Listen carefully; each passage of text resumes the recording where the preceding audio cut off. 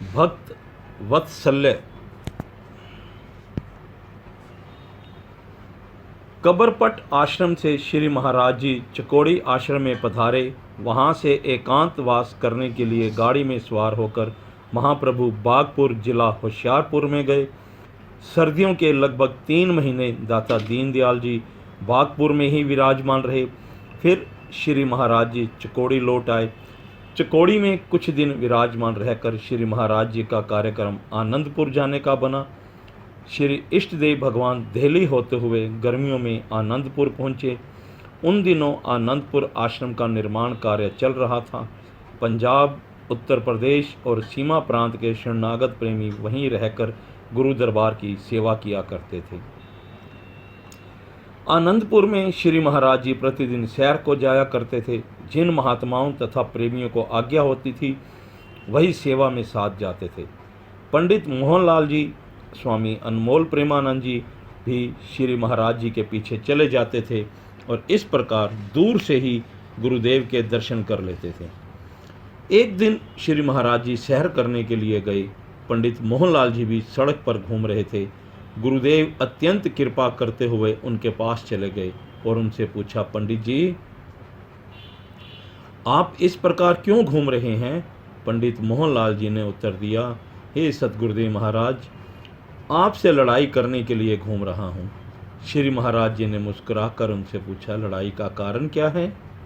पंडित जी ने ठंडी सांस भरकर प्रार्थना की, महाप्रभु जी, आपके यहाँ होते हुए भी मुझे शांति नहीं, क्योंकि अब तो आपके दर्शन हो रहे हैं परंतु वियोग का भय है। इसी कारण मन अति व्याकुल है। गुरुदेव, मेरी और आपकी आज की लड़ाई नहीं, बहुत समय से चल रही है। आपके हाथों में अपनी मृत्यु चाहता हूँ। मैं आपसे जीत नहीं सकता। मैं ब्राह्मण वंश से संबंध रखता हूँ और आप क्षत्रिय हैं। रावण भी ब्राह्मण था और भगवान राम क्षत्रिय थे। इसलिए आपकी और मेरी लड़ाई जन्म जन्मांतर से चली आ रही है। मैं इस वियोग में जीवन से मरना अधिक अच्छा समझता हूँ।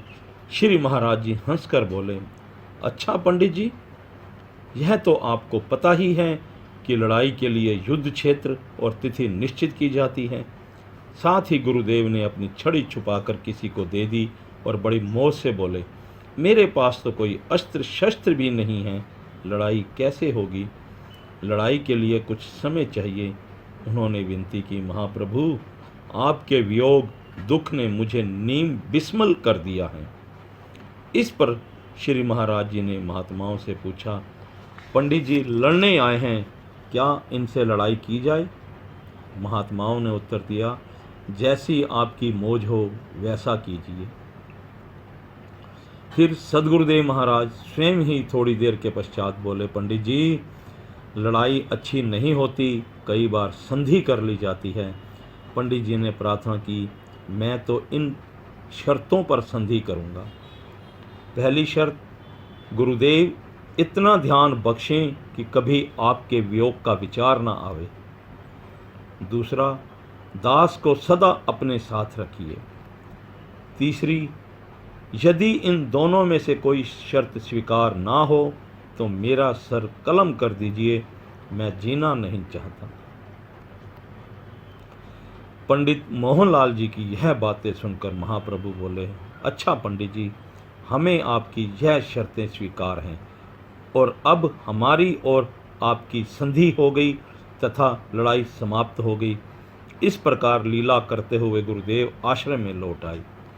एक दिन पंडित मोहनलाल जी, श्री चमनलाल जी और श्री महाराज जी की कार के ड्राइवर सरदार हरनाम सिंह जी ने मिलकर एक नाटक रचाया, जिसमें सुमति पंडित जी बने कुमति की भूमिका श्री चमनलाल जी ने की और मन साहिब श्री हरनाम सिंह जी बने। यह नाटक 2 रातों को निरंतर 2-2, 3-3 घंटे होता रहा।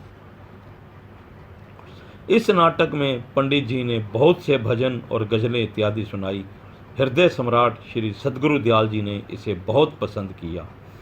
फिर यह वचन भी कहे, यह तो बहुत अच्छा सत्संग था, परंतु इसे नाटक का नाम देकर हलवे का नाम गोबर रख दिया है। आनंदपुर में अभी कच्चे मकान अथवा झोपड़ियां ही बनी हुई थी। वर्षा ऋतु आरंभ हो चुकी थी। एक दिन महाप्रभु सत्संग भवन में विराजमान होकर उपस्थिति प्रेमी संगत को अपने अमृतमयी वचनों से कृतार्थ कर रहे थे। वर्षा बहुत जोर से शुरू हो गई।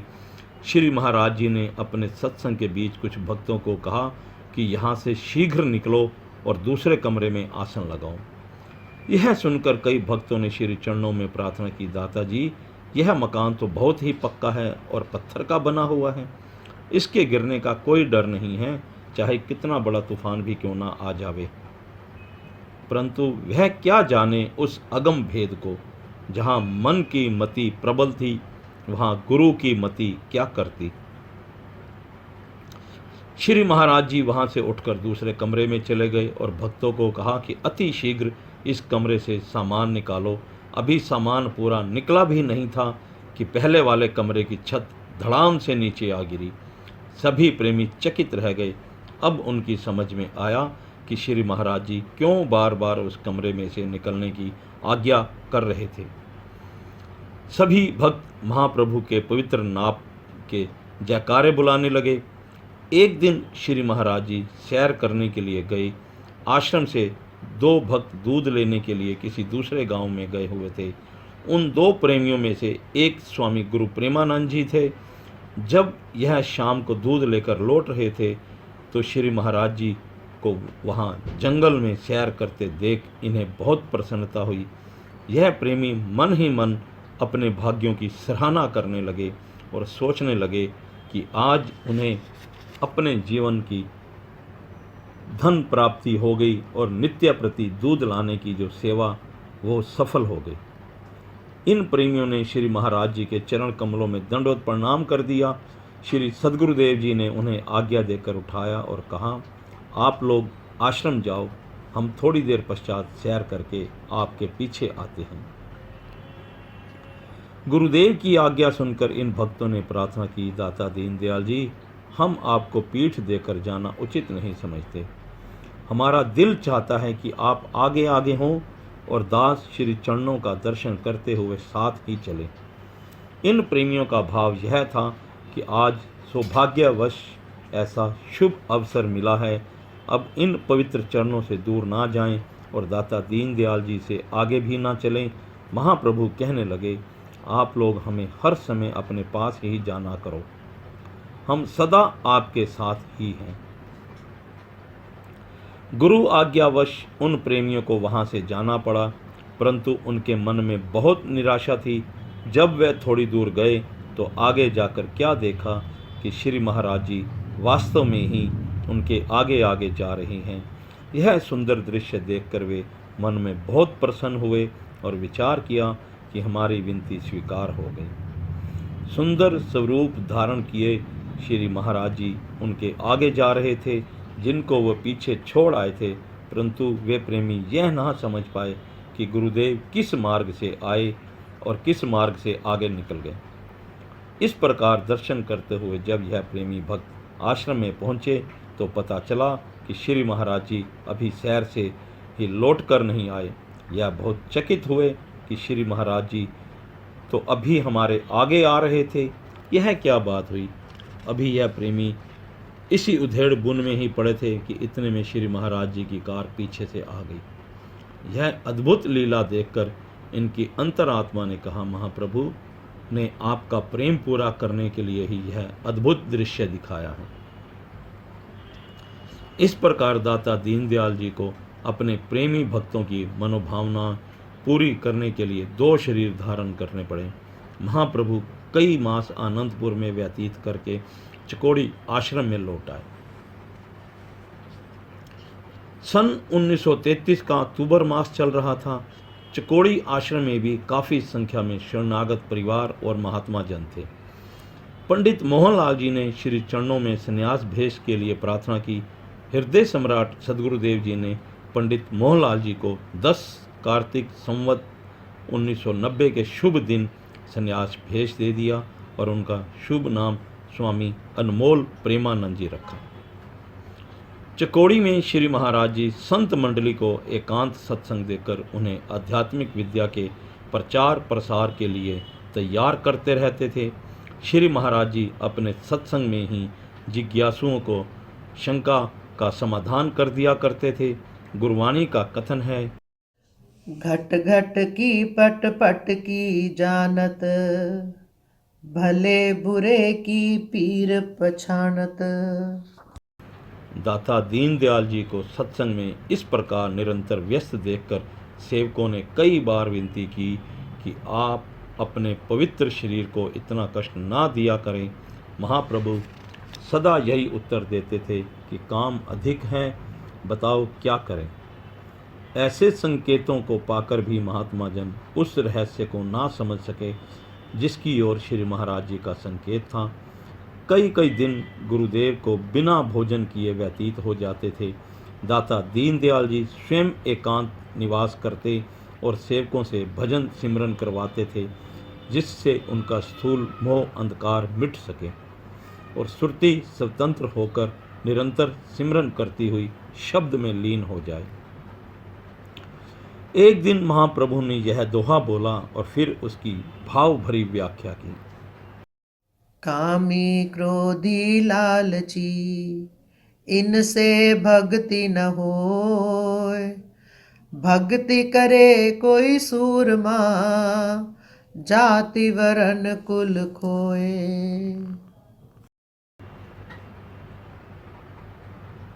जब तक मन में कामनाएं भरी हैं तब तक भक्ति करना निष्फल है, क्योंकि इष्ट देव भगवान के आगे भेंट प्रसाद रखकर सेवक कुछ मांगता है और वह जानता है कि मैं मुफ्त में नहीं मांगता, काफ़ी दिनों से भक्त हूँ, पूजा सेवा करता हूँ, भगवान मेरे संकट निवारण करो, मुकदमे में विजय प्राप्त हो जाए, धन पुत्र की प्राप्त हो जाए, ऐसी अनेक कामनाएं सेवक गुरुदेव के आगे रखता है।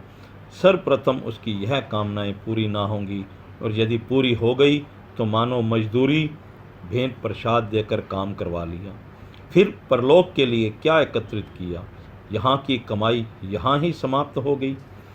क्रोधी व्यक्ति के लिए सद्गुरुदेव जी ने कहा कि क्रोध तब आता है जब कामनाएं पूरी ना हों। अपनत्व ही क्रोध का कारण है। क्रोध अग्नि रूप होता है और श्रद्धा तथा शुद्ध भावना का नाश कर देता है। फिर कामनाएं पूरी ना हुई तो क्रोध का मारा क्या नहीं करेगा।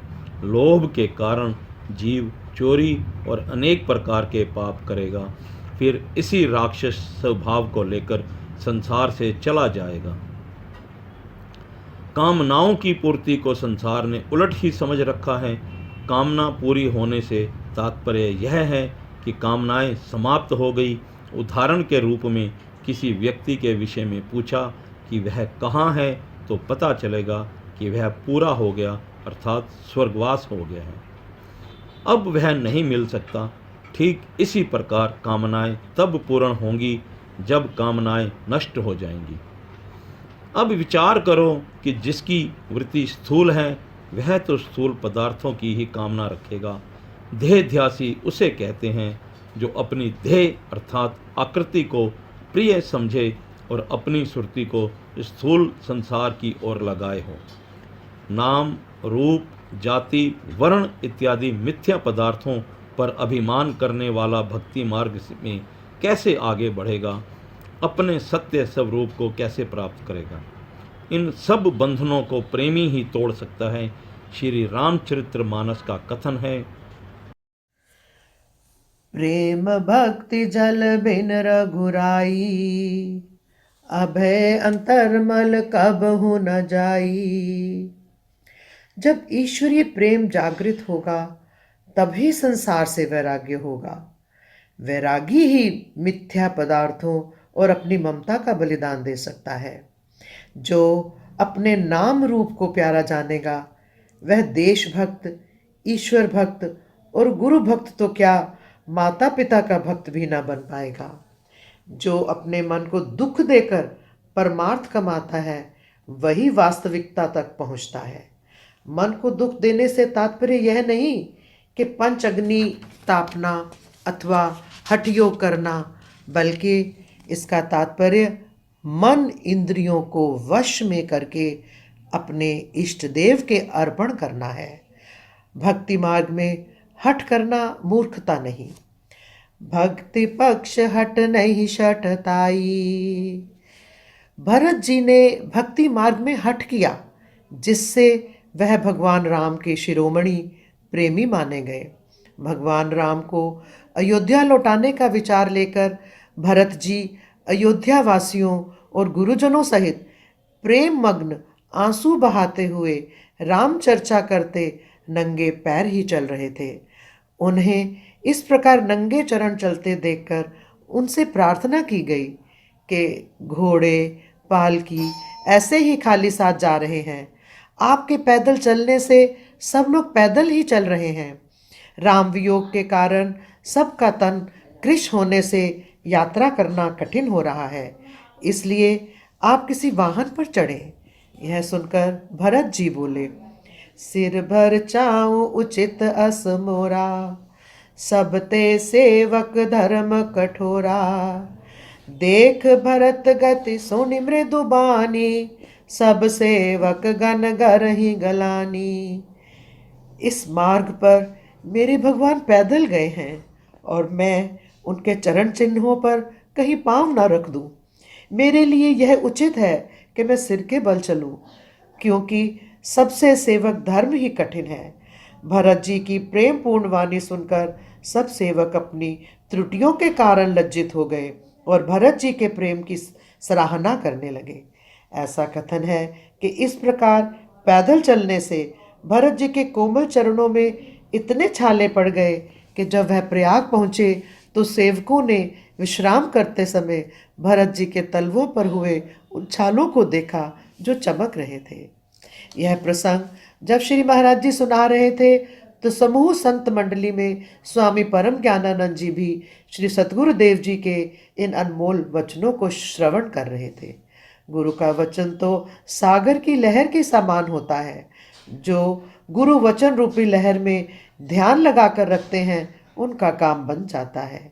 जो प्राणों की बाजी लगाते हैं वही लहर से मोती पाते हैं। किसी महापुरुष का कथन है, जिन खोजा तिन पाया, गहरे पानी पैठ। मैं भावरी डूबन डरी, रही किनारे बैठ।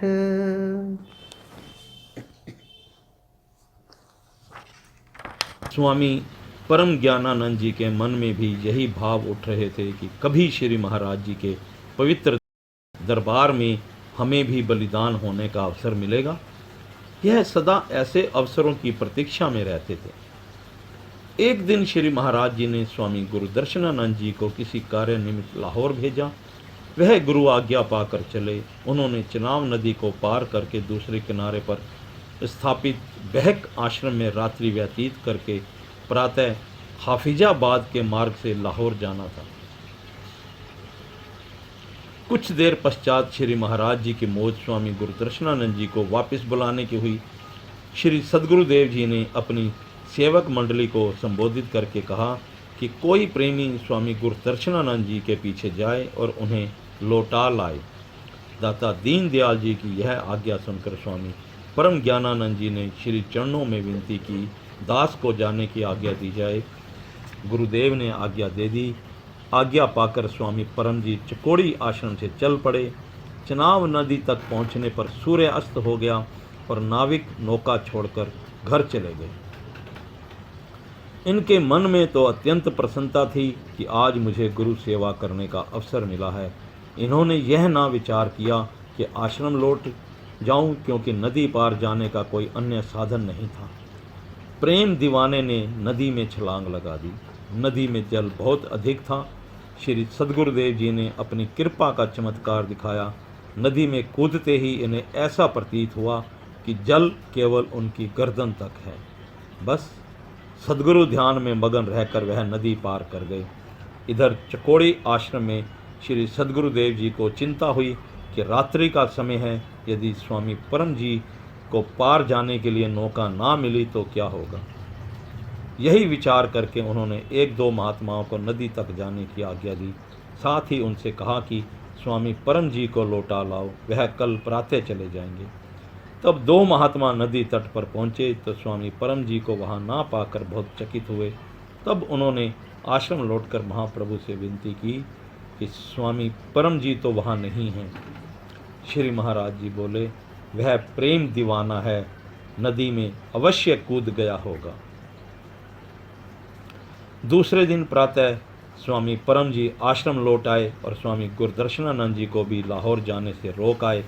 इन्होंने आते ही श्री चरणों में दंडवत प्रणाम किया। श्री महाराज जी ने प्रसन्न चित्त होकर अपना कृपयामय हाथ इनके सिर पर रखते हुए आशीर्वाद देकर पूछा, रात को नौका मिली थी अथवा नदी कैसे आप नदी के पार गए? इन्होंने प्रार्थना की, दाता जी नौका तो मिल नहीं पाई, बस आपकी कृपा के आश्रय नदी में कूद गया। फिर श्री महाराज जी आश्चर्यचकित होकर पूछने लगे, नदी में पानी तो बहुत अधिक था, आप कैसे पार गए? इन्होंने उत्तर दिया, महाप्रभु पानी तो मेरे गले तक ही रहा, इसके ऊपर चढ़ा ही नहीं। अब नौका पर वापस आया हूँ। दाता जी अपनी अगाध गति आप ही जाने, मुझे तो कुछ समझ में नहीं आता कि यह कैसे हुआ। स्वामी परम जी के मुख से यह अद्भुत लीला सुनकर सभी संगत बहुत प्रसन्न हुई और श्री महाराज जी की जय जयकार करने लगी। इस पर महाप्रभु बोले कि यह सब प्रेमी का प्रेम ही जाने। हजरत ईसा मसीह के जीवन में भी एक ऐसा ही चमत्कार हुआ। एक बार इन्होंने कुछ मुछेरे सेवकों को रात्रि के समय अपने पास बुलाया। सागर में ज्वार भाटा के कारण कई कई फुट ऊंची तूफानी लहरें उठ रही थी। अंधेरी रात्रि में नाविकों ने तूफान भरे सागर में नौकाएं ले जाना अच्छा न समझा।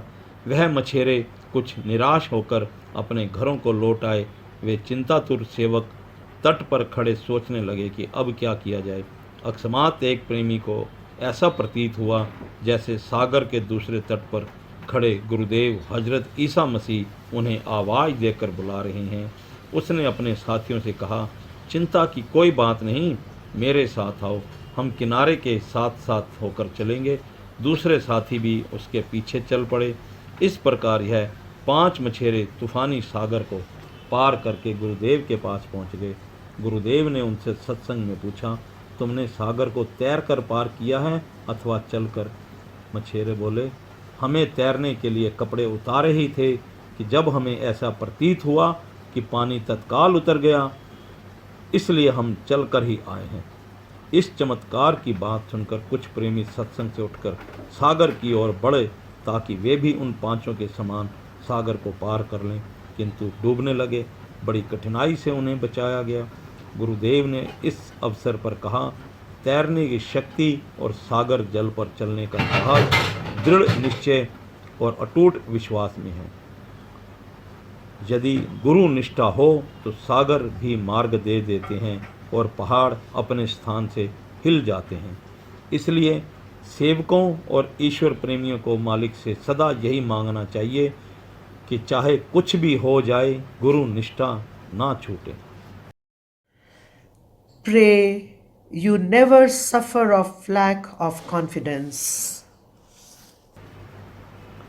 एक दिन श्री महाराज जी सत्संग से निवृत्त होकर अपनी मौजवश टहलते टहलते एक कमरे में गए जहाँ स्वामी अजुनियानंद जी स्वयं झाड़ू दे रहे थे। उनको इस प्रकार सेवा करते देख श्री महाराज जी बहुत प्रेम पूर्वक पूछने लगे, आप यहाँ झाड़ू क्यों देते हो? दूसरे सेवादार कहाँ गए हैं? आपके जिम्मे तो आगे ही काफ़ी सेवा है, मेरी निज सेवा छोड़कर झाड़ू देने का समय क्यों निकाला? दाता दीनदयाल जी के इन वचनों को सुनकर स्वामी अजुनियानंद जी ने विनती की, महाप्रभु जी, मैं तो यह सेवा भी आपकी ही सेवा जानकर कर रहा हूँ। इस महान दरबार में यदि कूड़ा उठाने की सेवा भी मिल जाए तो मैं अपने आप को भाग्यशाली समझूंगा।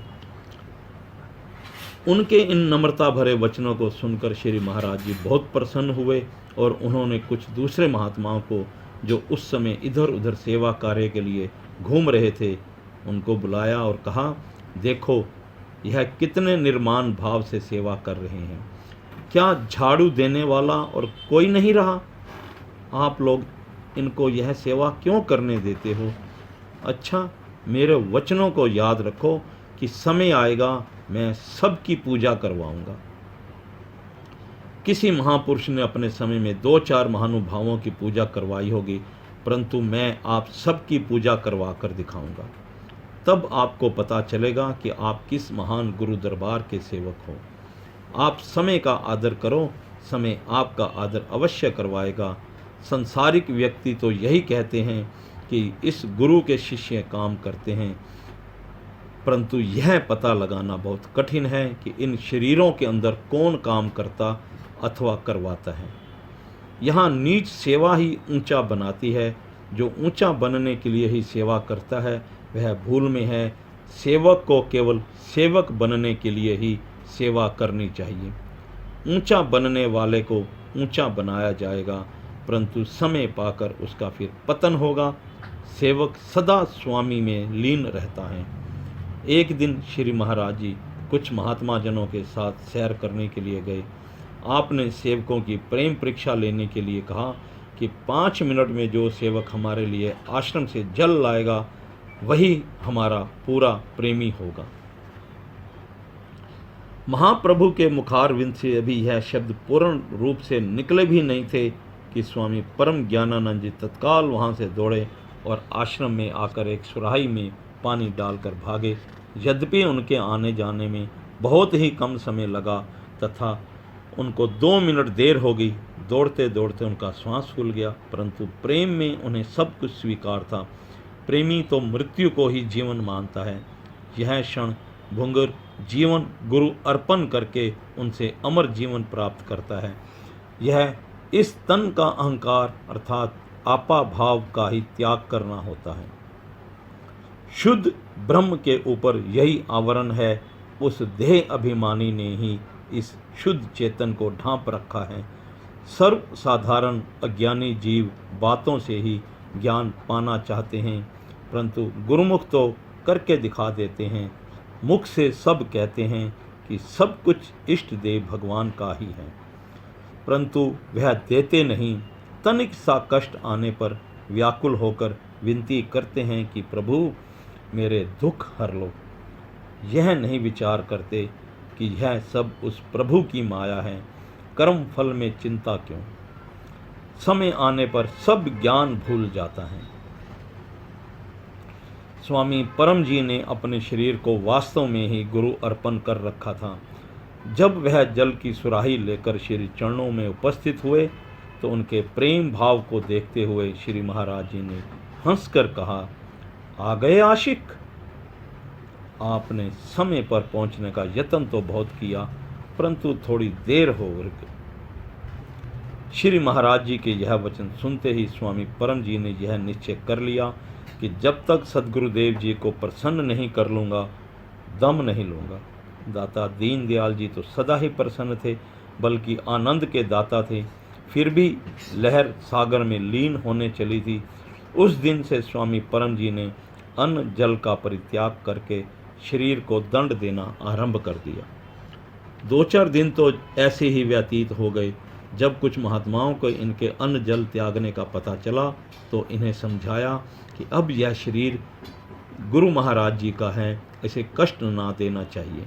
परंतु प्रेम में ज्ञान उपदेश का क्या काम। इन्होंने सबको यही कहा, जो हो रहा है सब ठीक है।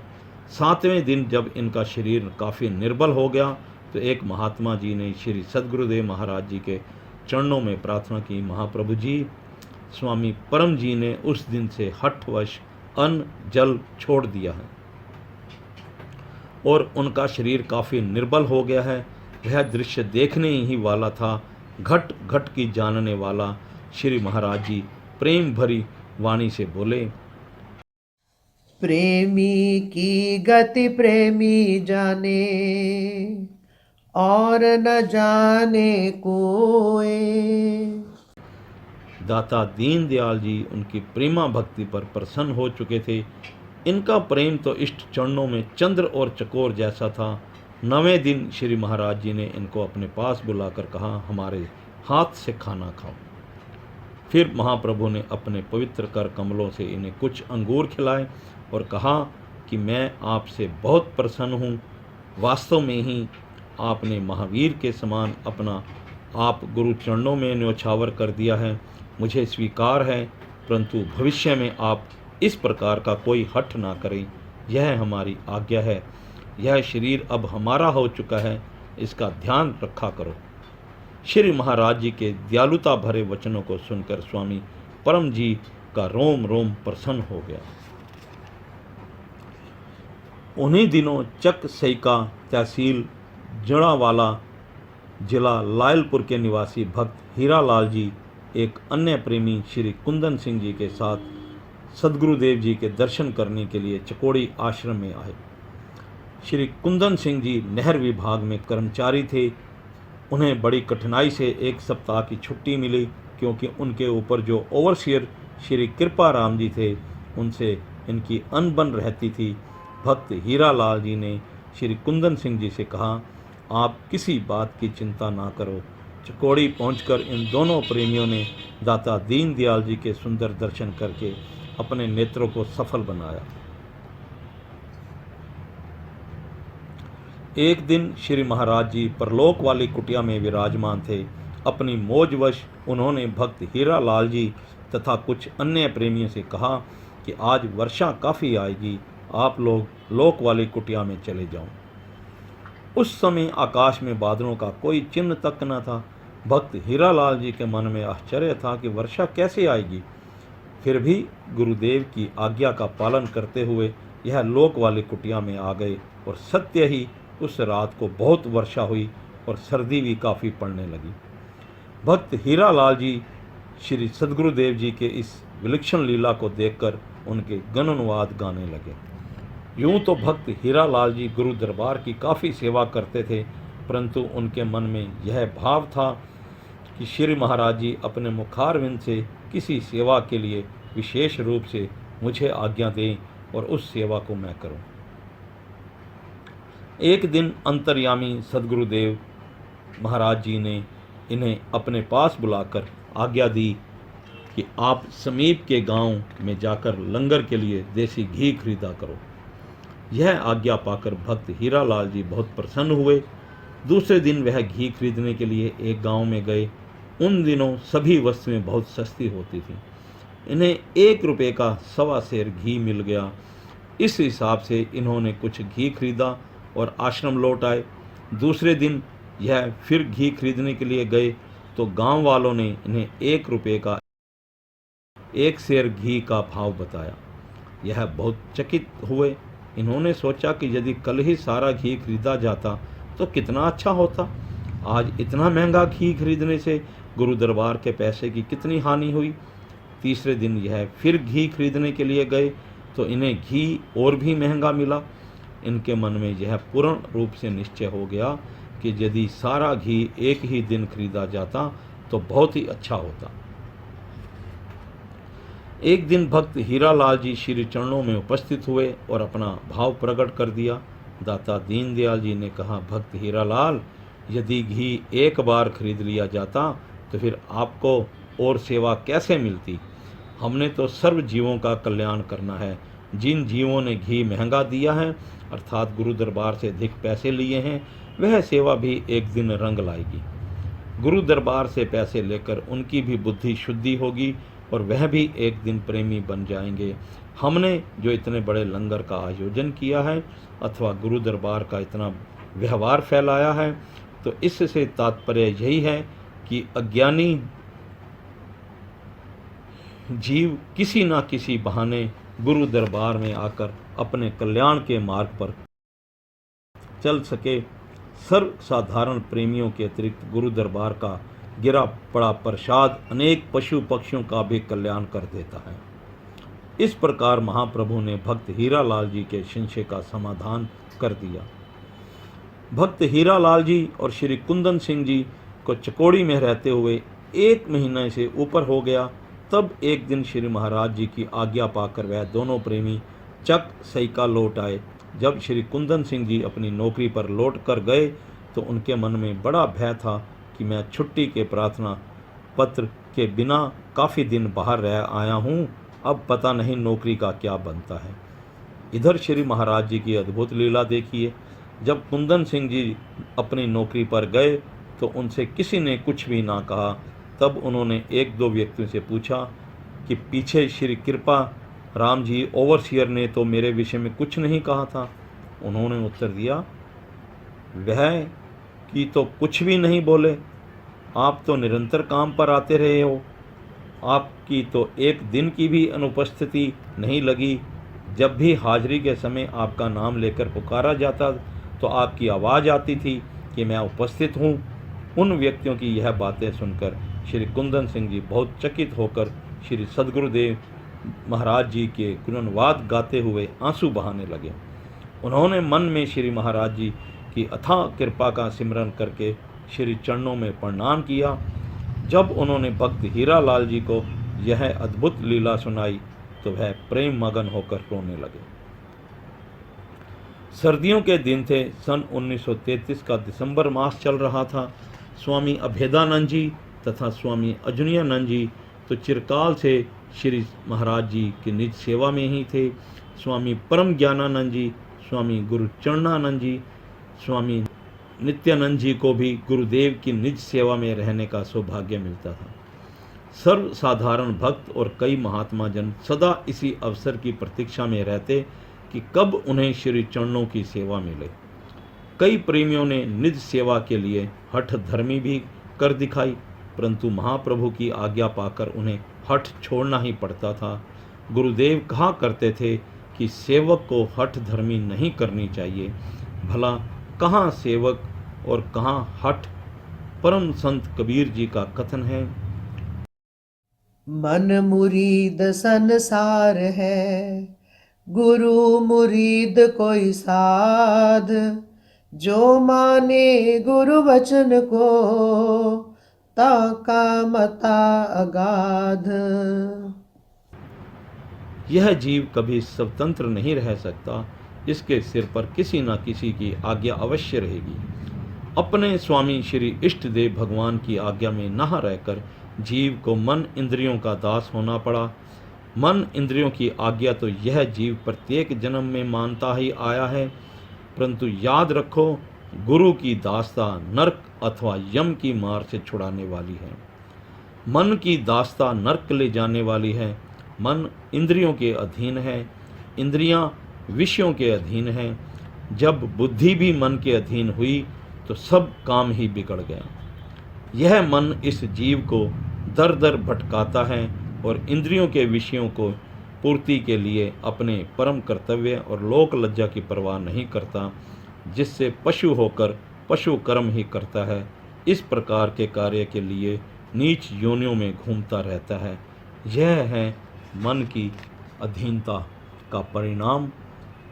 अब सेवक का यह परम कर्तव्य है कि मन के पंजे से निकलकर केवल गुरु की अधीनता ही पसंद करे, जो सभी बंधनों से छुड़ाने वाली है। ऐसे पवित्र उपदेश देकर श्री महाराज जी अपने सेवकों को हठ धर्मी से रोका करते थे। कई बार प्रेमी निज सेवा मांगने के लिए कई कई दिन अन्न जल त्याग करके प्रार्थना किया करते थे। तब श्री महाराज जी कहते थे, आपको हमारी सेवा से बढ़कर हमारी प्रसन्नता प्राप्त करने का यत्न करना चाहिए।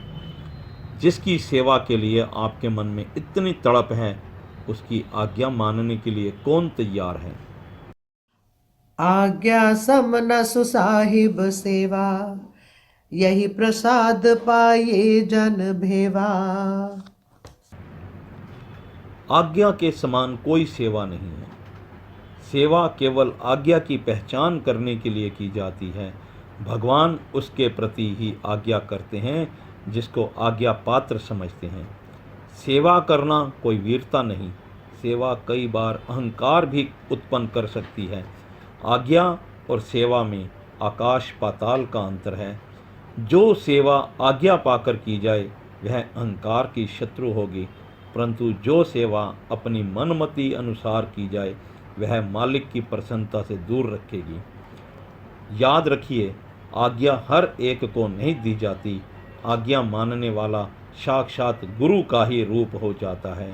तब तक गुरु ऐसी आज्ञा ही नहीं देते जब तक कि सेवक को सेवक ना जान ले। गुरु आज्ञा तो सदा मन इंद्रियों के सुख के विरुद्ध होगी। जो सेवा मन को सुखी रखने के लिए की जाती है और जो आज्ञा भलाई की इच्छा से मानी जाती है, वह सेवा ना तो सेवा है और ना ही वह आज्ञा आज्ञा ही है। वह केवल आज्ञा तक पहुंचने का मार्ग है। भला गुरु की मौज का अंत सेवक कैसे पा सकता है? गुरु नानक देव जी ने मुर्दा खाने की आज्ञा सर्व सेवकों को दी, परंतु सब ने इनकार कर दिया।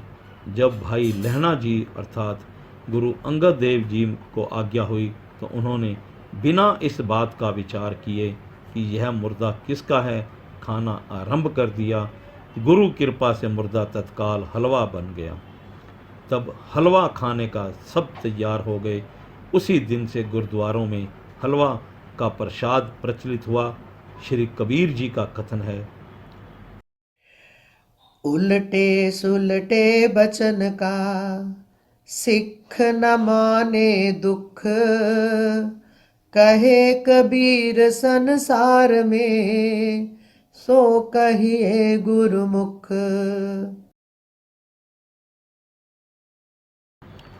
उदाहरण के रूप में गुरु महाराज जी किसी सेवक से यदि दिन को दिन ही कहकर पूछे तो सेवक भी उसे दिन ही कहे तो सब लोग भी उसे दिन ही मानते हैं। फिर सेवकों और सर्वसाधारण संसारियों में क्या अंतर रहा? यदि गुरुदेव दिन को रात कहे तो सेवक बिना संशय भाव के सत्य वचन कहकर उसे रात मान ले।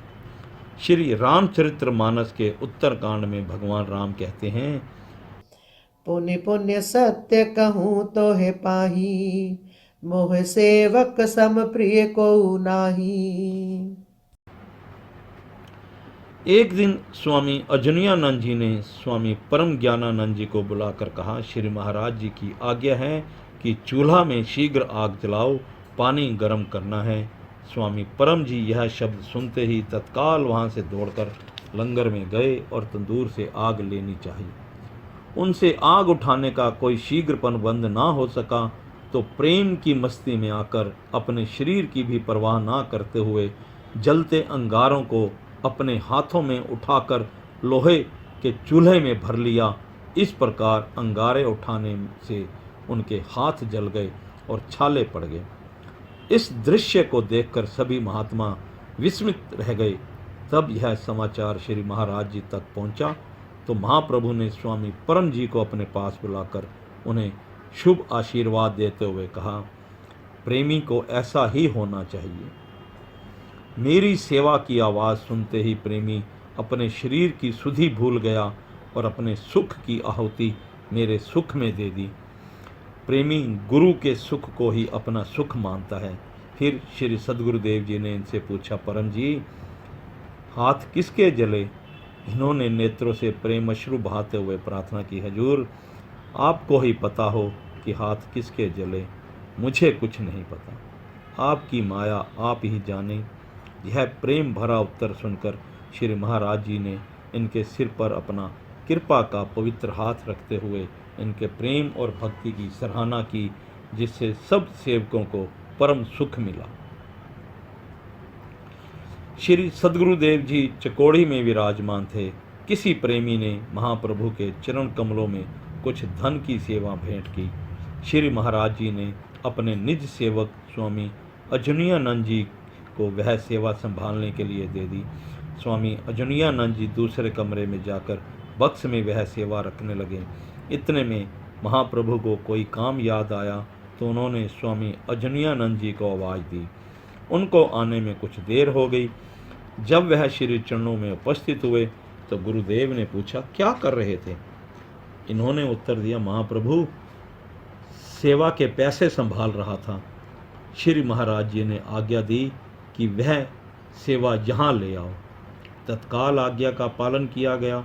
जब वह नोट लेकर आए तो श्री महाराज जी ने कहा, आज आपको इस धन के पीछे गुरु आज्ञा का उल्लंघन करने का साहस हुआ है, भविष्य में पता नहीं क्या हो। इतने शब्द कहकर श्री सद्गुरुदेव जी ने इन्हें वह नोट फाड़ने की आज्ञा दी। यह अपने मन में बहुत भयभीत हुए कि अब क्या किया जाए। यदि श्री महाराज जी की आज्ञा का पालन करता हूँ तो गुरु दरबार की सेवा व्यर्थ जाती है, और आज्ञा का उल्लंघन करता हूँ तो पाप का भागी बनूंगा। श्री सद्गुरुदेव जी ने इन्हें उलझन में पड़ा देखकर कहा, सोच क्या रहे हो, तुरंत इन नोटों को फाड़ दो ताकि फिर कभी आज्ञा पालन में देर ना हो। इन्होंने महाप्रभु के सामने वह नोट फाड़ दिए। पता नहीं वह कितना धन था, परंतु सच्चे गुरु दरबार की सतगुरु के दरबार में भला किस बात की कमी आ सकती है। एक बार स्वामी अभेदानंद जी तथा स्वामी अजुनियानंद जी बड़ी चिंता में पड़ गए। उनके पास सेवा के लिए खजाने में धन नहीं था। यह सोचने लगे कि यदि श्री महाराज जी ने किसी काम के लिए कहा तो पैसे कहाँ से आएंगे। यह मन ही मन प्रार्थना कर रहे थे कि किसी प्रकार सेवा का प्रबंध हो जाए। महाप्रभु ने इन्हें बाहर आंगन में आसन बिछाने के लिए कहा। इन्होंने तुरंत ही श्री महाराज जी के लिए पलंग पर सुंदर बिस्तर बिछा दिया। महाप्रभु उस पर विराजमान हो गए। थोड़ी देर के पश्चात दाता दीनदयाल जी ने इन्हें कहा, पलंग की चादर के नीचे पता नहीं यह क्या वस्तु पड़ी है, इसे आकर उठाओ। इन्होंने तत्काल चादर उठाकर देखा तो वहाँ काफ़ी धन पड़ा पाया। यह चकित रह गए कि अभी अभी हमने बिस्तर बिछाया है, उस समय तो यह धन यहाँ नहीं था, और इस बीच में कोई सेवक भी नहीं आया। श्री महाराज जी ने इन्हें चकित देखकर बोले, आपको इसी बात की चिंता थी ना कि सेवा के लिए धन कहाँ से आएगा, सो विधाता ने आपके कहे बिना ही आपकी मनोकामना पूरी कर दी। गुरु आज्ञा का पालन करते हुए इन्होंने वह धन उठा लिया। इस प्रकार कुछ दिन व्यतीत हो गए। यह मन में सोचते रहे कि महाप्रभु के विषय में जो यह प्रचार हो रहा है, इनके पास नोट बनाने की मशीन है, हो सकता है यह बात सत्य हो और हमें इसका पता ना हो। किसी दिन अच्छा अवसर देखकर गुरुदेव से पूछेंगे कि नोट कैसे बनाए जाते हैं। यदि हमें भी इसी युक्ति का पता चल जाए तो फिर बहुत लाभ होगा। एक दिन इन्होंने महाप्रभु से बहुत डरते डरते प्रार्थना की, गुरुदेव, हमें इस बात का पता नहीं चल सका कि उस दिन वह धन कहाँ से आया था। श्री महाराज जी हंसकर बोले, समर्थ गुरु के पावन दरबार की सेवा रिद्धियाँ सिद्धियाँ स्वयं आकर करती हैं। पूर्ण सद्गुरु के समस्त कार्य प्रकृति अधीन होते हैं, इसलिए उन्हें स्वयं कोई चिंता नहीं रहती। एक दिन श्री महाराज जी ने सभी महात्माओं को संबोधित करके कहा कि हमारे पास खजाने में पैसे नहीं हैं और खर्च प्रत्येक दिन करना होता है। लंगर का काम पूरा करने के लिए हमें किसी चेले को बेचना चाहते हैं। हमारी इच्छा है कि जिसको बिकना हो हाथ ऊंचा करें। यह सोच लो कि किसी सेठ के आगे बिक कर उसका नौकर कहलाओगे और उसकी सभी प्रकार की सेवा करनी पड़ेगी। जो यह काम कर सके वह हाथ उठाए, हम उसे बेच देंगे। श्री सद्गुरुदेव जी परम पवित्र सुख स्वरूप वाणी सुनकर सब खुशी से फूले ना समाये और गुरुदेव का धन्यवाद करने लगे। हर एक का दिल यही कहता था कि मैं बिकूं। श्री महाराज जी मुझे बिकने की अवश्य आज्ञा दें। इस पर दाता दीनदयाल जी ने कहा, हमारी आज्ञा को मिथ्या ना समझना, वास्तव में बेचना चाहते हैं। अब आप बिक जाओगे तो लोग आपको नमस्कार नहीं करेंगे।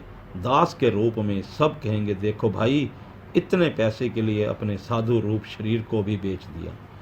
तब आपको यह सुनकर दुख होगा और मन में पश्चाताप करेगा, तो फिर मन को कैसे समझाओगे। यह सुनकर महात्मा जनों ने प्रार्थना की, महाप्रभु, मन भी आपका और तन भी आपका, आप जहाँ चाहें रखें। यदि मन धोखा देने लगेगा तो हम मन की बात नहीं मानेंगे।